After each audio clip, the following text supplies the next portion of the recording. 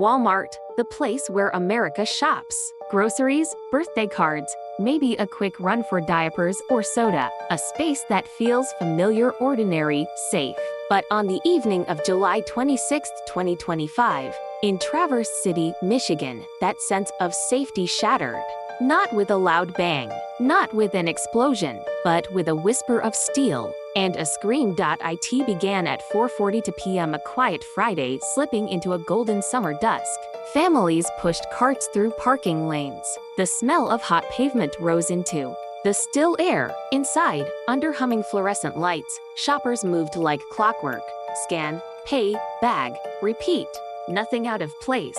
Until aisle 6. At 4:43 p.m., a man walked past checkout. He didn't speak.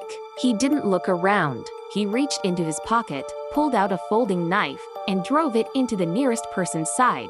A scream tore through the checkout line. Before anyone could react, he struck again, then again. No shouting, no demands, no warning. Just a man, moving with cold purpose, slicing through strangers like they were paper. Panic exploded through the store. Carts were abandoned. Children screamed. People sprinted for the exits, knocking over displays, dropping bags and phones and receipts in their wake. It was chaos, but not confusion. The attacker was focused.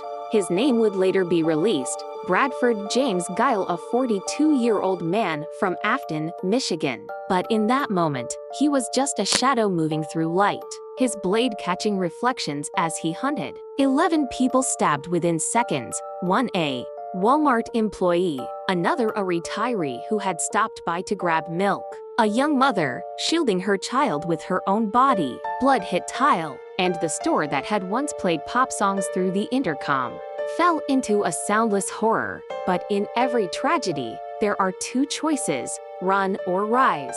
And someone rose. Two men, both strangers, saw Gille bolt through the front doors. He was headed toward the parking lot, maybe to escape, maybe to strike again. One of the men armed with a concealed weapon shouted. The other didn't hesitate. He sprinted forward. Together, they confronted Gille at the edge of the lot. He paused, the knife still in his hand. For one breath, everything went still. Then he dropped it, raised his arms, collapsed to his knees. The bystanders held him there until a sheriff's deputy arrived less than a minute after the first 911 call. But inside, there were 11 bodies, bleeding, crying, waiting. Ambulances lined up outside. EMTs rushed in. Stretchers wheeled out. The victims ranged from 21 to 84 years old. Men, women, a checker who had just ended her shift, a man buying birthday balloons. By PM, Munson Medical Center was at capacity. 4 victims were listed in serious condition, 7 in stable or fair. Miraculously, none had died. Not yet. As police swept the store and gathered witness accounts, a picture of the attacker began to form. Bradford Gille was no stranger to trouble. He'd been arrested before. Assault charges, substance issues, mental instability.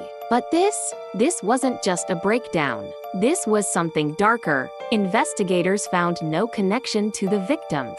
No manifesto, no political motive, no grudge, just a knife and a man who used it. That's when the terrorism charge came in. Authorities announced Gille would be charged not only with 11 counts of assault with intent to murder, but also with a single count of terrorism, a rarely used charge in cases of mass stabbings. Why terrorism? Because the attack didn't just target people, it targeted peace. It disrupted the social fabric of a community, and Transverse City felt it deep. Outside the store, flowers piled up, notes written in shaky handwriting. Tina, we're praying for you. Dad, please come home. In town, a vigil was held. Candles flickered against the night. One woman, barely out of her teens, spoke through tears. I was in the cereal aisle. I heard the screams. I froze. Then I ran. I left my little brother behind for a second. Just 1 second. I thought I'd never see him again. The emotional toll rippled far beyond the checkout lanes. Children now ask their parents, Is Walmart safe? And adults don't have answers. Gille was transferred to Grand Traverse County Jail and placed under psychiatric evaluation. His court date is pending. The victims are recovering, but trauma doesn't heal as fast as skin. The bystanders who tackled him were hailed as heroes.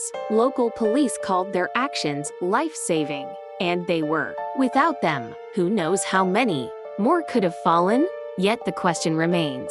What makes a man walk into a store with a blade? What causes someone to look at a crowd of strangers and see nothing but targets? Is it rage? Is it pain? Or something more sinister hiding behind a smile and a shopping cart? As the investigation continues, officials have not ruled out mental illness. But no diagnosis can undo the terror. No courtroom sentence can unstab a wound. And no apology can return the innocence of that Friday afternoon. July 26th started like any other day and ended with the town asking, "Why us?" Maybe the real story here isn't just about the violence. It's about the silence before it. The warning signs no one noticed. The stranger who blended in until he did end single quotes t. In a country where shootings dominate headlines, a mass stabbing hits differently. It's intimate. It's personal. You have to be close to kill. And maybe that's what haunts people most.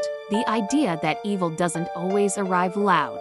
Sometimes it walks beside you, silently. Down aisle 6, the store reopened 3 days later. Shelves restocked, floors scrubbed, but the memory lingers, like the echo of a scream you almost didn't hear. This has been Echoed Crimes.